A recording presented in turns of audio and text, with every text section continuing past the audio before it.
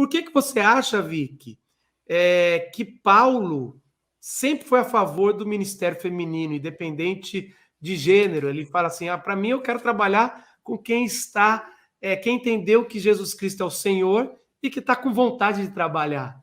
Um dos primeiros textos que quem fala sobre o ministério feminino trata é Romanos 16. O N.T. Wright, parafraseando, ele fala que parecia um texto chato, né? Porque é um monte de saudação. É o último capítulo de Romanos e ele saúda não sei quem, saúda fulano, ciclana, né? Geralmente a gente pula, pula essas saudações. O que a gente quer saber, né? Romanos 16, um texto tão bonito sobre a história da salvação, a gente não para ler as saudações. Mas quando a gente lê atentamente, tem muita coisa interessante. E aí você falou, por exemplo, da ordenação, e é muito interessante, a gente não tem o nome de nenhum presbítero na Bíblia. Então a gente vai procurar quem são os presbíteros. Não tem. Pedro fala em 1 Pedro, né, que ele... É até difícil de traduzir, ele se coloca como presbítero, mas pelo texto dá a entender que não é bem isso. Mas considerando que Pedro atuou como presbítero, por exemplo, é o único nome que a gente não tem o nome de nenhum presbítero, nenhum ancião na Bíblia. Por quê? E Paulo, em quase todas as igrejas que ele vai plantando, apenas um versículo fala que ele estabeleceu presbíteros em uma determinada região. Depois, a gente sabe de várias igrejas, né, que nasceram com ele, e nenhuma fala sobre quem eram as lideranças daquelas igrejas, o que elas faziam. Então, deixa em aberto. E para isso a gente vai seguindo certas pistas para tentar descobrir quem eram as lideranças naquelas novas igrejas.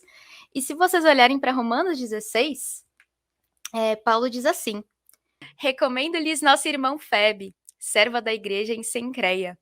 Peço que a recebam no Senhor de maneira digna dos santos e lhe prestem a ajuda que venha a necessitar, pois tem sido de grande auxílio para muita gente, inclusive para mim. E já começa ali a palavra serva, e eu acho que tem uma nota de rodapé, essa é a versão NVI? Acho que é. A NVI já coloca como proposta de tradução diaconisa também, porque o termo aí é diácono, se eu não me engano, tá no acusativo. E a maioria das bíblias traduz como serva. Agora eu não me lembro se a NVT coloca diaconisa, mas eu não lembro agora, Botelho. Mas a maioria das traduções brasileiras traz serva. Aí você vê que você já tem uma política de agrado já numa tradução. Porque Exato. a gente sabe se ele botar a palavra que está lá é diaconisa. Então, assim, mas se Exato. bota isso, algumas denominações, elas já vão não adotar a Bíblia. Então, às Exato. vezes é uma opção não exegética, mas comercial. Exato. Os comentadores falam que provavelmente aqui não existia ainda um diaconato, como a gente tem oficial em 1 Timóteo 3, por exemplo, mas que dá a entender que ela era uma liderança naquela igreja, porque o termo realmente é diácono. As pessoas, mas isso significa servo. Mas por todo o contexto da carta, a gente entende que ela é uma liderança. Por exemplo, se você quiser voltar ali, os comentadores falam até por ela ser chamada de... Vou colocar diaconisa da igreja em Cencreia. Ela é atrelada a um local. Ela é atrelada a uma igreja específica, né? Então, isso leva a se pensar que realmente era uma diaconisa ou uma liderança. Outro exemplo é mais para frente, pois tem sido de grande auxílio para muita gente. Isso que a gente coloca tem sido de grande auxílio é uma palavra no grego que é basicamente patrona, a palavra feminina para patrono, que era alguém que subsidiava. E aí, segundo comentadores, por exemplo, Craig Kinner, é muito provável que existisse uma igreja na casa da Febe. Exatamente. Próstates, exatamente. Ali eles colocam patrona? Não, patrocinadora. E, pensando aqui nas associações religiosas, o Kinner coloca que os patronos eram pessoas importantes, geralmente lideranças, que cediam a sua casa para as reuniões dessas associações religiosas. Então, é muito provável que a casa de Febe fosse uma casa que recebesse uma igreja. Como eu diria assim, que recebesse igreja, que ela hospedasse as pessoas também. E aí é muito interessante, isso é uma coisa muito importante, que a igreja, pelo fato das igrejas se reunirem nas casas, o ambiente doméstico e igreja, ele era misturado, né? O oikos era misturado com a igreja. E isso é uma coisa que a gente tem que ter bastante noção para interpretar todos os textos que falam a respeito das mulheres.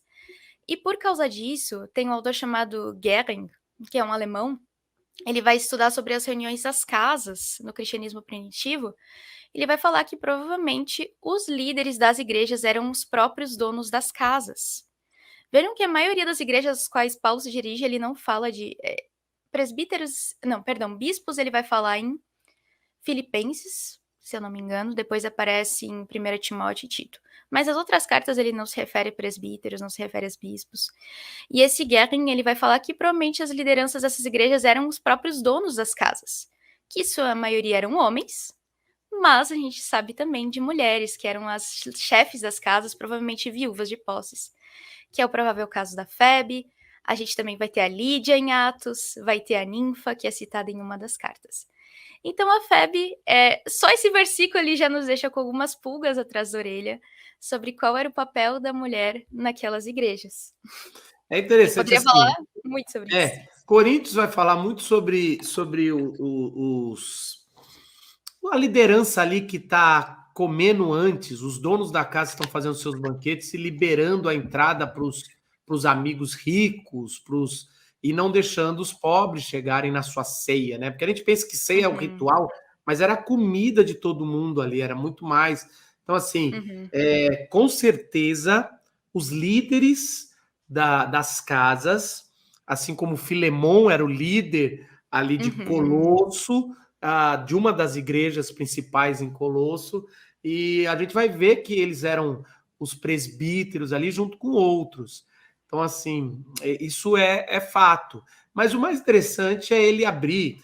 Vamos lembrar que eu tenho um curso todo em Romanos e ele abre, e John Stott vai pela mesma linha, e ele abre ele está fechando uma carta mais importante teologicamente, falando sobre a importância da união entre judeus e gentios, e ele está fechando, abrindo com uma diaconisa, uma serva ali, e ele vai nomear tantos nomes femininos agora, porque, e na verdade, ele faz questão, porque é quase uma ostentação ele gastar um capítulo mandando lembrança numa época que pergaminho era tão caro, né? Tudo ali, o texto. Então, ele está fazendo questão de mostrar não só a união entre judeus e os romanos, né, os gentios, mas mostrar homem, mulher e tudo ali na prática do ministério dele. Então a Febe, ela abre essa porta e provavelmente você já vai falar no versículo 2 de um casal que começa com o nome feminino, né? Sim. Só antes da Febe, ela estava carregando a carta aos Romanos. Justamente por isso que ela precisava de uma boa recomendação de Paulo, né? Ela é a recomendação dele, esqueci de comentar. Que grande responsabilidade, né? Mostra que ela era uma liderança, porque carregar uma carta, de novo, porque o custo de uma carta, uma vez falando com Fontana, a gente estava vendo que o custo de um envio de uma carta, ainda mais com essa distância que era para a capital, passando por mares e tudo mais, custava em torno de um carro zero da nossa época aqui.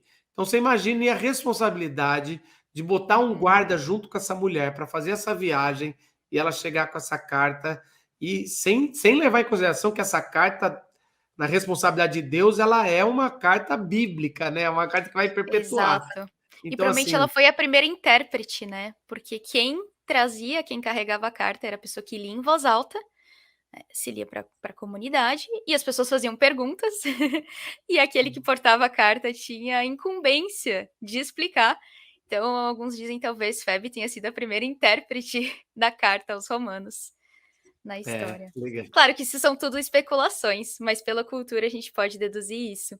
E aí, gostou desse vídeo? Ele é apenas um corte de um longo bate-papo sobre interpretação bíblica. A nossa missão é fazer você entender a palavra de Deus com autoridade. Se você quer assistir esse vídeo completo, o assunto todo, clica num card que já deve ter aparecido aqui em cima. A gente se vê lá. Tchau!